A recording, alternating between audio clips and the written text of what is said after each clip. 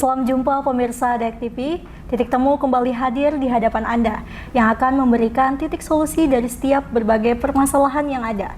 Bersama saya Ahsanu Amala, inilah Titik Temu.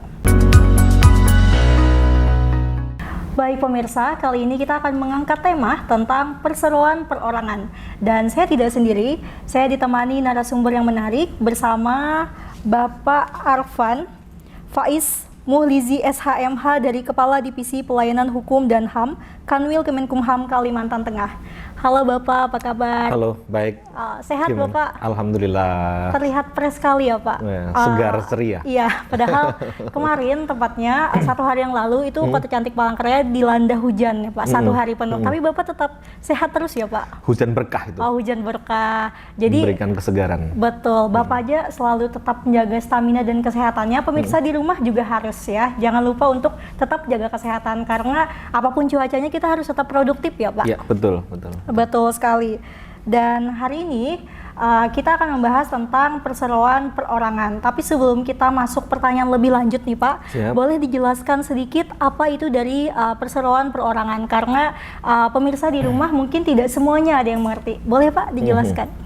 Iya, Mbak Amala dan juga pemirsa Dayak TV, perseroan perorangan itu merupakan sebuah entitas badan usaha berbadan hukum yang baru. Jadi selama ini mungkin kita hanya mengenal ada badan usaha dan badan usaha berbadan hukum yang terbatas.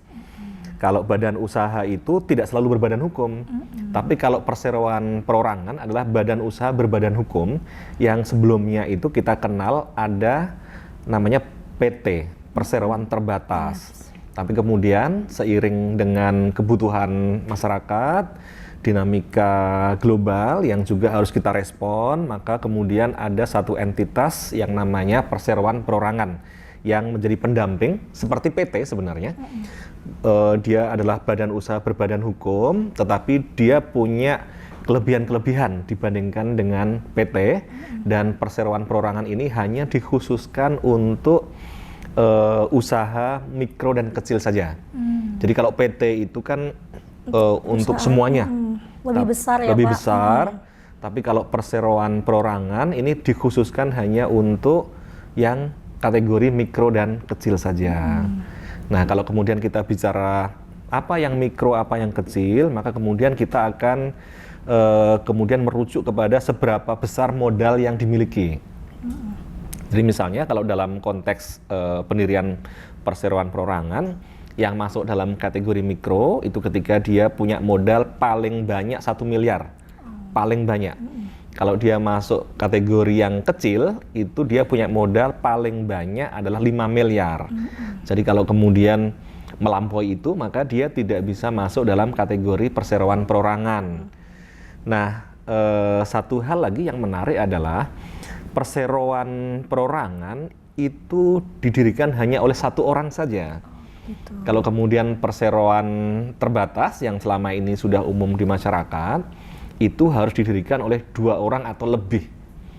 Nah, kenapa kemudian bisa didirikan oleh 1 orang saja? Karena ini memang dalam rangka untuk memberikan kemudahan.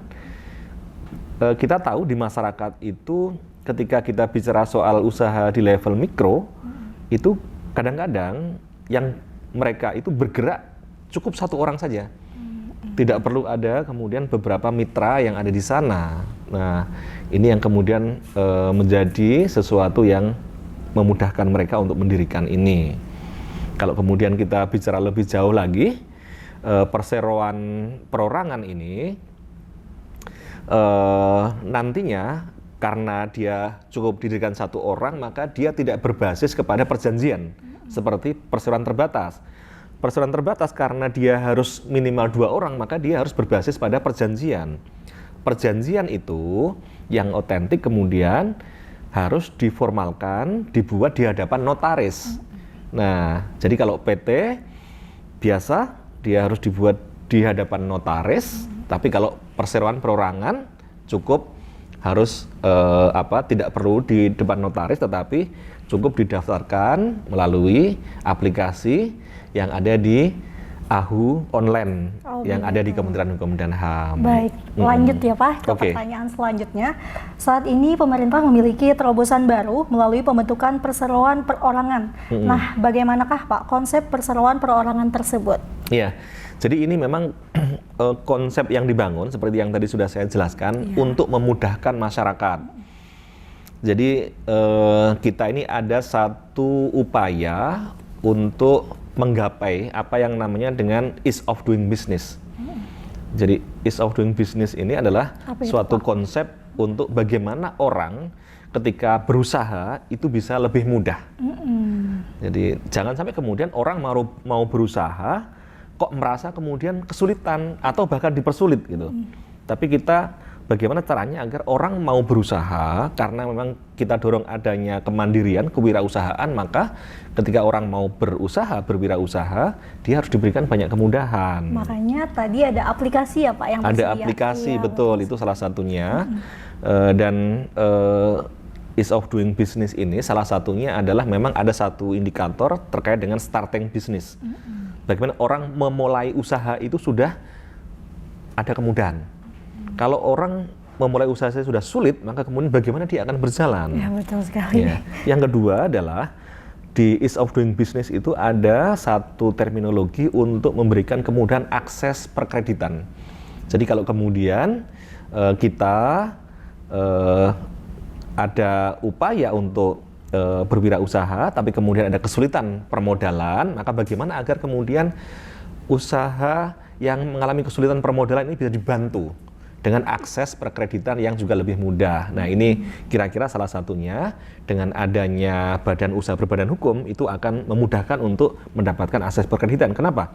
Karena ketika kita akan mendapatkan atau berupaya mendapatkan perkreditan dari perbankan atau lembaga keuangan, maka lembaga keuangan itu akan menanyakan, ini usahanya ini legal atau tidak, ini berbadan hukum atau tidak, dan seterusnya. Nah, selama ini kita tentu melihat ada banyak usaha mikro kecil yang tidak berbadan hukum, dan itu tentu akan menyulitkan mereka untuk mendapatkan perkreditan dari lembaga keuangan.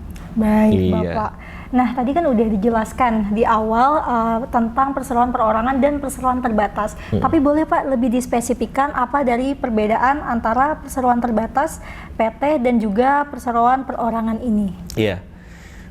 Pertama, kalau perseroan perorangan itu khusus hanya untuk pelaku usaha mikro dan kecil saja.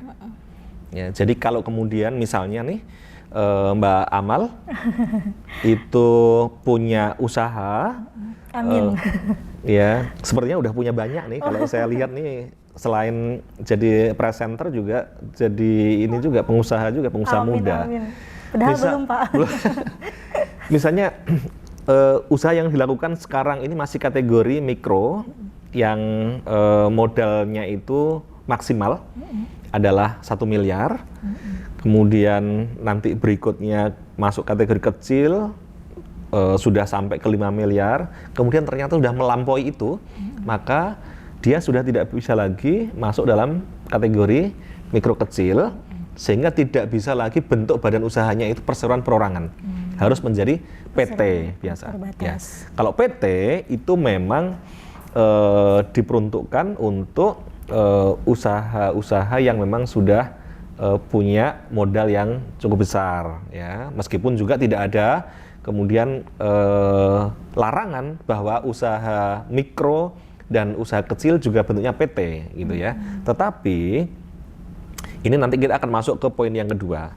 Kalau kemudian yang perseroan perorangan untuk mikro dan kecil dan PT ini untuk baik itu kecil maupun besar, tetapi dia juga mendapatkan satu kemudahan lain.